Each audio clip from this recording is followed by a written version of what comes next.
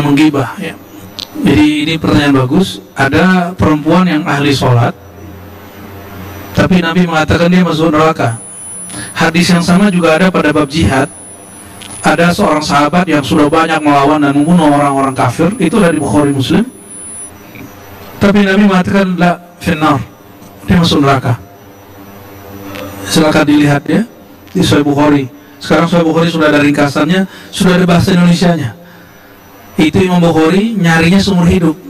Antum cukup baca, gak sampai seumur hidup itu ya. Dan apa kata Nabi? Finnar, itu orang masuk neraka. Ternyata orang ini imannya gak sampai ke dalam. Dia beramal itu cuma ingin disebut soleh. Yang kedua, beramal supaya disebut pejuang. Dia gak sampai ke dalam. Ternyata ketika orang itu kesakitan, lalu mengatakan haus sakit, dan itu semua orang mengatakan, teriak begitu. Dia nggak tahan dengan rasa sakitnya, dia ambil pisau di badannya dan dia tusuk. Ada satu lagi, nggak ada dia mengatakan sakit, dia langsung mati. Ada orang yang satu lagi jihad langsung mati. Orang bilang, ya Rasulullah, kafir. Nabi bilang, finnar. Masa sih? Sahabat masih bingung. Ternyata ketika meninggal, dicek di dalam jubahnya, dia sudah nyolong harta rampasan perang dari orang yang dibunuh. Padahal di zaman Bani Israel nggak boleh ngambil harta rampasan perang, baru dibolehkan di zaman Nabi Muhammad SAW, dan itu dikumpulkan bersama, dibagi sama-sama. Jadi belum tentu juga orang bawa simbol-simbol keagamaan itu betul-betul masuk ke dalam. Tapi itu bab hakikat. Dan itu cuma ada di tasawuf. Menghancurkan riya itu nggak ada ilmunya dalam ilmu tauhid. Ilmu tauhid standar. Adanya ilmu tauhidnya ahli tasawuf yang dibid'ahkan orang hari ini. Ya, karena syaitan nggak hari itu orang belajar ilmu tasawuf, nanti orang masuk surga semua. Ya. Masuk surga semua nanti. Coba bayangkan perempuan pelacur yang tadi ngasih minum, dia kan gak ada yang lihat, dikasih, makanya dia masuk surga. Karena dia tahu ini makhluk Allah, dia kasih. Perempuan yang jutek, judes, sholatnya banyak, Nabi bilang mampir dulu neraka. Gitu. Jadi itu bab tentang an-najah. Ini yang dikatakan Sayyidina Utsman nangis ketika Nabi wafat. Disapa oleh Umar gak jawab. Ada di hadis nomor 100 kesekian di sini. Lalu Umar lapor kepada Abu Bakar. Umar ini kan gurunya dua, Nabi SAW, lalu yang nerjemahin kalam Nabi adalah Sayyidina Abu Bakar. Maka ngadulah Umar kepada Abu Bakar. Hei Abu Bakar, itu ada apa tuh Utsman tuh? Saya baca salam kok dia gak jawab. Apa dia anggap saya munafik, kafir atau apa gitu ya? Apa jawaban Abu Bakar? Ayo kita langsung tanya aja, tabayun langsung. Ternyata Sayyidina Utsman nangis menanyakan masalah yang ini. Apa kata Sayyidina Utsman? Wahai Abu Bakar, ana fi syughlin, aku sedang memikirkan sesuatu yang berat, yang menyibukkan pikiranku. Apa itu? Najatul amr. Orang itu terbebas dari murka dan siksa Allah itu gimana caranya? Saya nggak sempat mempertanyakan itu kepada Nabi Muhammad SAW. Ternyata sahabat ada yang nggak pernah dengar satu ilmu dan sahabat lain dengar. Abu Bakar bilang, tenang, saya udah pernah dengar kok. Najatul amri la ilaha illallah, dengan kolbu. Gitu. Imam Baihaqi di sini ada yang unik. Beliau mengatakan apa? Iman itu, kalau saya tadi mengatakan iman itu pokoknya satu, yaitu di kolbu. Oleh Imam Baihaqi enggak, mesti ditambahkan ikrar, mesti ditambahkan. Jadi kalau orang iman di kolbu belum dia lafazkan, bagi Imam Baihaqi tidak sempurna, tidak sah. Tapi beliau menyelisihi ulama yang lain. Ya, jumhur ulama cukup kolbu, yang lain mengikut, ini cabang saja. Gitu Bang ya. Khair, ada lagi? Assalamualaikum ya. Ya, selamat. Saya mau nanya, tapi mungkin tadi udah sedikit banyak beberapa terjawab ya, berkenaan dengan memperbarui iman seperti itu ya, karena mungkin tanpa ilmu banyak kita mungkin melakukan perbuatan yang ternyata tidak disadari sudah masuk ke kesyirikan ya, seperti itu. Itu seperti apa Bu ya, gambarannya untuk memperbaiki iman ini, artinya mungkin banyak juga kelalaian gitu ya, mungkin pas lagi sholat nanti pas nanti waktunya libur sholat seperti itu, ini ternyata dijemput seperti itu. Dan yang kedua Bu ya, untuk yang non muslim ini ya, tadi ada saya punya ini jadi sakit keras gitu ya, sampai tidak bisa ngomong karena mungkin sudah mau menuju sakaratul maut gitu.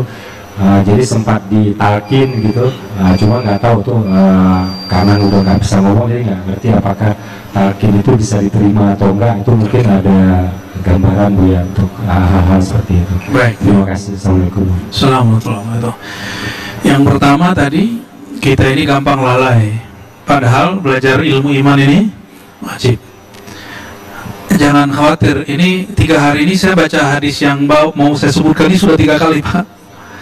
Masih ingat Nabi pernah berkalam, tidurnya orang alim lebih baik daripada sholatnya orang jahil. Masih ingat? Karena orang yang alim, kalaupun tidur itu puncak kelalaian. Dia tetap disebut alim, dia tetap disebut berilmu. Bapak Ibu, saudara-saudariku, kalau lagi tidur, ilmunya hilang nggak? Nggak hilang. Buktinya bangun tidur ingat lagi. Dan biasanya kalau rohaninya tajam, ke bawah ke alam mimpi. Maka sebelum tidur jangan buka handphone segala macam ya, sebut nama Allah, nama Rasulullah. Kalau ingin ketemu Rasulullah, sholat, baca nama Rasulullah sebelum tidur.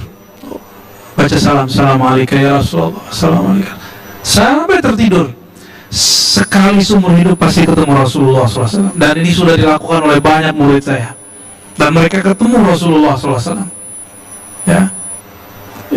Cuma kalau bukannya Facebook ya, yang nanti mimpinya apa yang dilihat di Facebook. Ya bukannya di YouTube, nanti yang ditemui yang ada di dalam YouTube, yang mau apa lagi ya.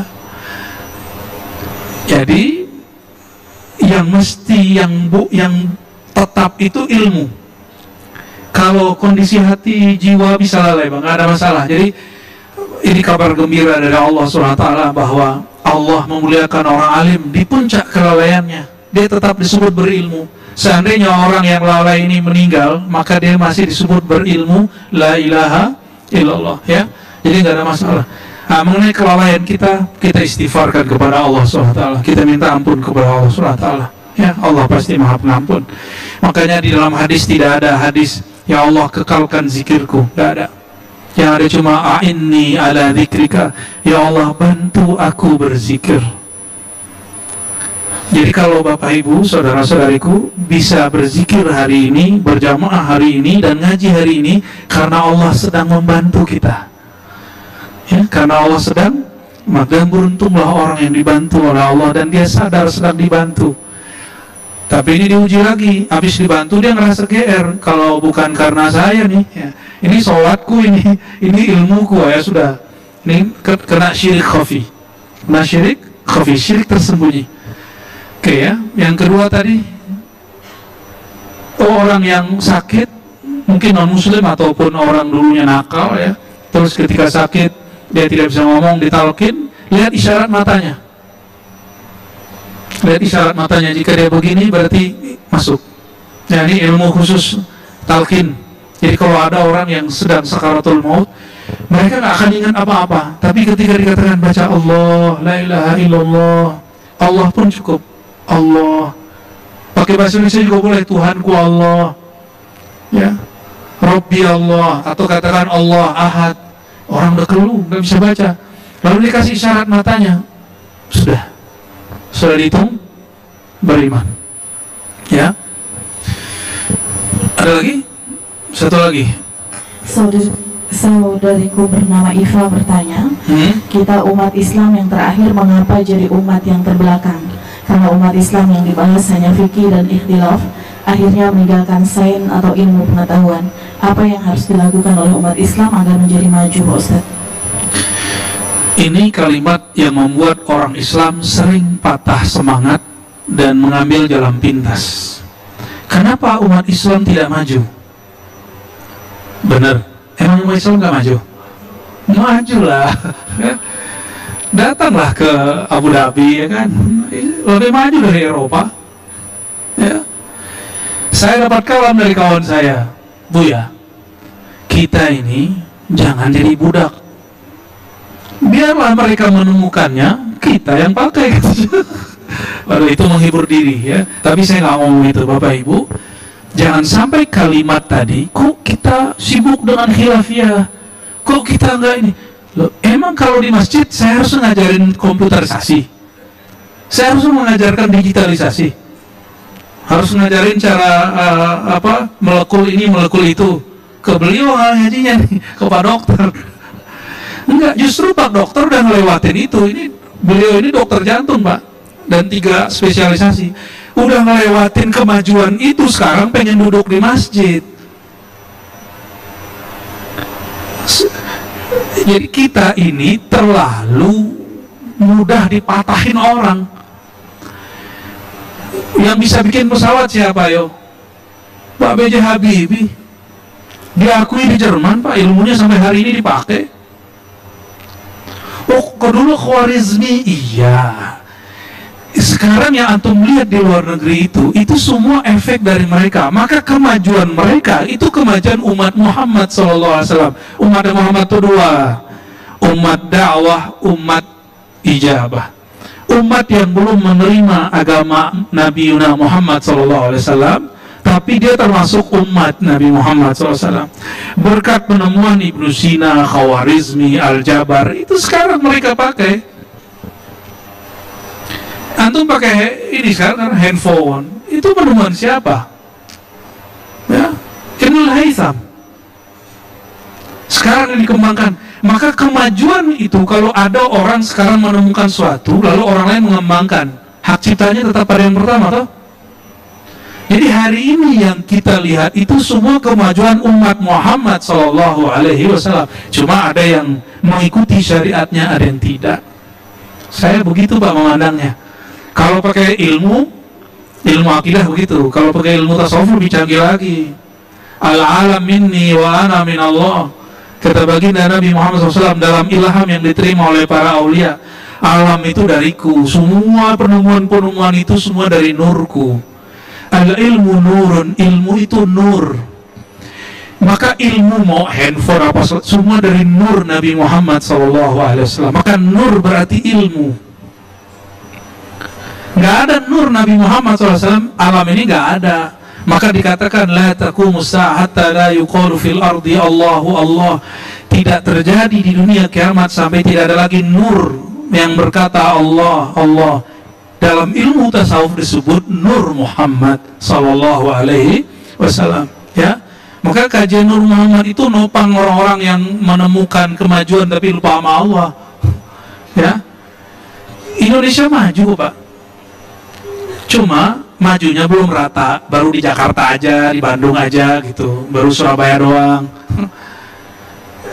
Indonesia ini terlalu besar, Bapak Ibu. Kemajuan Indonesia bukan di peradaban teknologi. Kemajuan Indonesia di peradaban rohani. Coba perhatikan, ini bagian akhir yang mau saya sampaikan. Eropa besar. Besar Eropa, daratannya itu mereka daratan semua kecuali Inggris dan beberapa negara kecil. Itu negaranya lebih dari 30, pecah. Mereka nggak bisa damai dan gengsinya tinggi. Saya ketemu orang Swiss, dia ngejekin orang Perancis, poor country gitu ngomongnya, negara miskin, sok-sokan gitu ya. Bangga-banggain Napoleon katanya, Napoleon Bonaparte apalah itu. Jadi itu tetanggaan, Pak, samping-sampingan itu. Ketemu orang Jerman ngejekin orang Swiss. Wah, ya. Indonesia punya kemajuan kesadaran rohani bahwa kita ini orang manusia tadinya satu. Indonesia yang seluas Eropa, logikanya kalau nggak disatukan dengan daratan, harusnya kita ini sulit bersatu. Eropa masih di darat udah 30-an negara.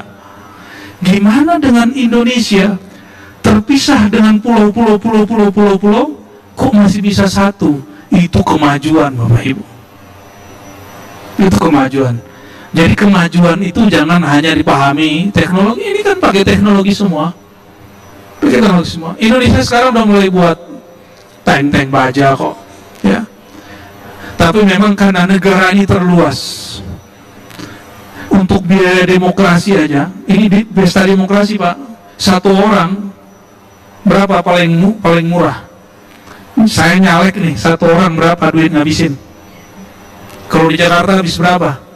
Ada 2M, 5M, 10M ya Rob. Kalau di kampung Pak, 1M masih bisa. Saya baru dari Sumatera Barat, Mas Raya, ya, yang dari bupatinya masih muda, di bawah saya dikit umurnya. Ternyata keturunan kerajaan, 2 kali memimpin. Dan partainya unik, satu-satunya partainya Bu Mega yang menang di situ. Wah, tapi orangnya Islami, sangat kuat sekali, ya.